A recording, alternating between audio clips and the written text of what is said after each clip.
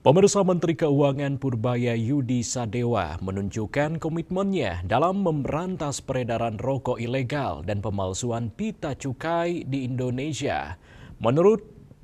Menurutnya, keberadaan rokok palsu tidak hanya merugikan negara akan tetapi juga mengancam keberlangsungan industri resmi yang taat membayar pajak.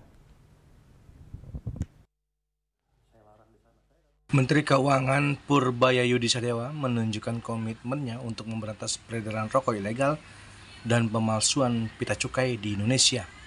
Menurutnya, keberadaan rokok palsu tidak hanya merugikan negara, akan tetapi juga mengancam keberlangsungan industri resmi yang taat membayar pajak.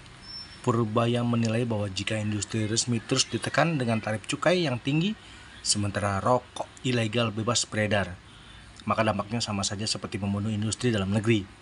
Menkyu menekankan pentingnya pemerintah hadir untuk melindungi pelaku usaha yang patuh aturan. Oleh karena itu, Purbaya menginstruksikan agar pemantauan terhadap penjualan rokok online diperketat. Ia ingin agar praktik jual beli rokok palsu dilacak dan ditindak tegas. Yang palsu itu saya larang di sana. Saya kan sudah perintahkan dia untuk mulai memonitor siapa aja yang jual beli online untuk barang-barang yang palsu. Jadi hati-hati mereka yang palsu-palsu. Bukan yang normal ya, yang palsu. Akan kita mulai kejar satu-satu.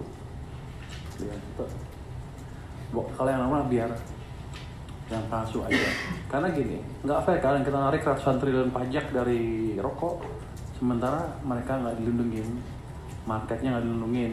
Kita mau bunuh industri kita, masuk palsu dari Cina apa dari luar negeri ya, situ di sana kerja, di sini dibunuh, sama aja. Mendingan gue hidupnya sini, sana tuh bunuh. Kira-kira begitu. Kita akan.